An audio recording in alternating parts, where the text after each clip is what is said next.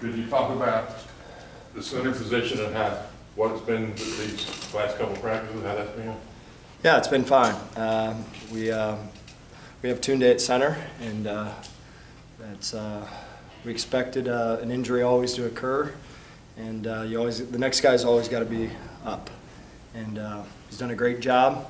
He's been practicing with the second group all camp long, so he's ready to go.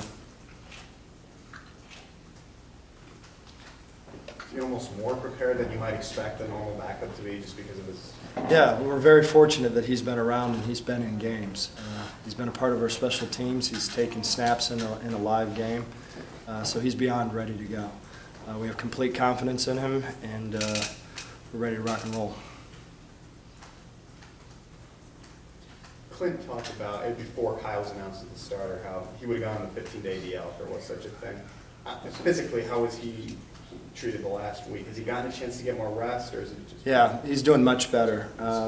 Training camp obviously is a grind, and we did our best job to put those guys in competitive situations, yet still monitor how many throws that they had, but still the everyday grind of going out there and throwing 50 to 80 balls a day is still a grind. And obviously we're in game week now. You're limited a little bit in terms of, it's not an everyday deal like it is training camp. So you're really only going out there and throwing 2 days full speed. So it's been great for his recovery.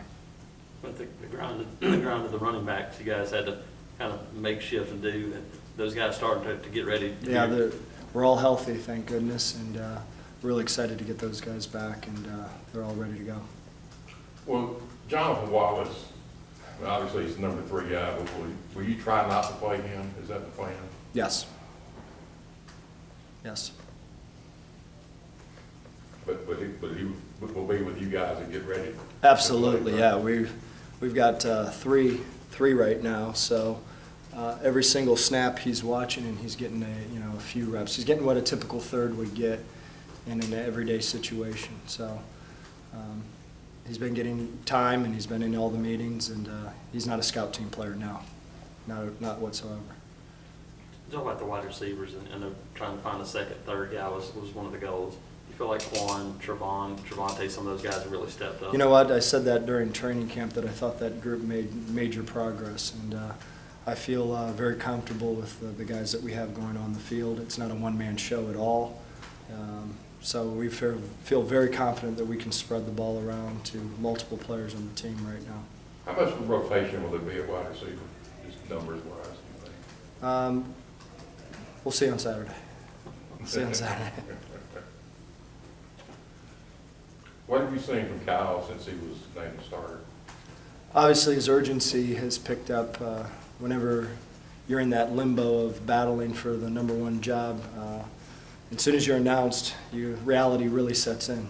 And his work ethic, he's been grinding. He's been doing everything in his power to make sure that he's prepared for the Saturday's game.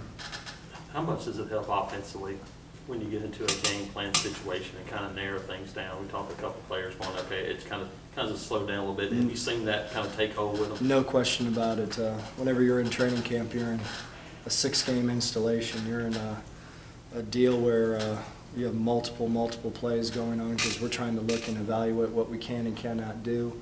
And anytime that you can narrow the game plan down from this large abundance that we had in training camp to exactly what's being taken place, it's a relief on them and us too. It's nice to know that we're going to go out and we're only going to have 4 3rd and 7 to 10 calls and 2 3rd and long calls, and not 10. So it takes a lot of stress off the players and also us. It's good for the coaches, good for the players. Just curious, I mean, we hear all the time that you guys are hitting each other, having reps against each other during the preseason. What have you seen out of Brian Van Gorder, and just the way that he approaches practice, the way he handles his defense, all those sort of things? What have you seen from him this month? He's everything you want, and then some. He's a great football coach. I've had the great fortune to be around a lot of great defensive coordinators. Every place I've been has had a great defensive coordinator, and we have the best in the business, in my opinion. What is it specifically that he does so well? Is it just an it factor? Or is it... Super organized, a master at his trade. He understands what guys can and cannot do. He understands Because of the NFL, you have just so many limited reps, and in college you have much more. So he knows exactly what to practice and what not to practice. He can cut out the fat. I'm glad he's here. You expect to see him get a little overramped on Saturday, the first game, and it's just his demeanor? No, he'll be fine. He's a pro. He's a professional. He is as good as they come. Can you talk about the offensive line as a group? Rather young, and they talk to them, they seem really excited about the challenge. People maybe question them if they're going to be ready or not. Yeah, that's very talented and very young, just like I've said from day one. It'll be great to finally go out and play someone. It'll be great to have Jeff Grimes not in the back of the huddle hearing it.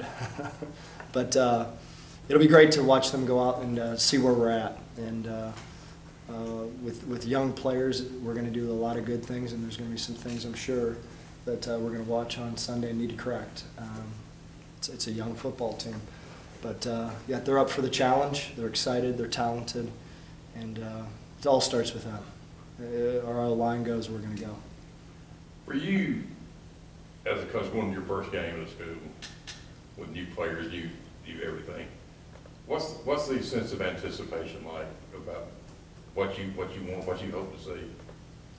Yeah, I want to go out and first off handle the no talent issues. And what we mean by that is not jumping off sides, obviously having perfect alignments, limiting the MAs, and protecting the football.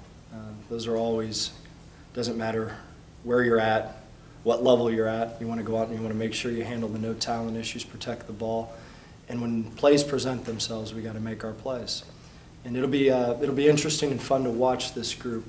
Because in any football game, particularly in college football, the momentum swings are great. The ride of the roller coaster is great. And when you're on the low end, it's going to be fun to watch this group rally around each other when things aren't going good. And that'll be the excitement of watching on Saturday, and also our challenge. When things are going good, anyone can play. When things aren't going good, it'll be fun to watch our coaches and our players rally together in those moments when things aren't going our way. But just keep believing and keep playing hard, and that momentum swing will come back to us. What are your expectations for Kyle's first start? Get the snap, obviously. That's the most important thing. Every first-year quarterback that I've ever had, the last thing I leave with him is just get the snap. Ball security will be a premium. There'll be things that he does in this game that will be good, and there'll be things that we need to obviously clean up. That's at any young player's position. And what he needs to do is just go out there and do his job to the best of his ability. When things go bad, keep his head up, keep going, and fight the momentum waves and get ready to go for the next play. You say do his job. What is specifically his job? What's the barometer of success that you've kind of put out there for him? Yeah, first off, he's got to manage the huddle and manage the times that we're in a no-huddle situation. He's got to protect the ball. That is his number one job. He's got to run the team and protect the football. And at the quarterback position, the wonderful thing about it is not every play is going to be there. That's just how it works. A guy's going to be 65% if he's a top-level quarterback. So that means 35% of the time things aren't going your way. And what we got to do in that 35% of the time is make sure that we're taking care of the football, keeping out of negative plays, and when our opportunities present themselves, make plays.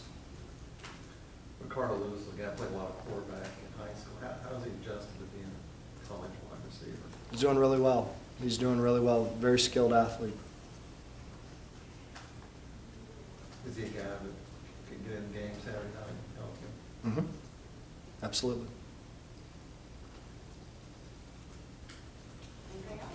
Thanks, guys. See y'all later. See you guys later. Take it easy, guys. Good luck. Thank you, sir.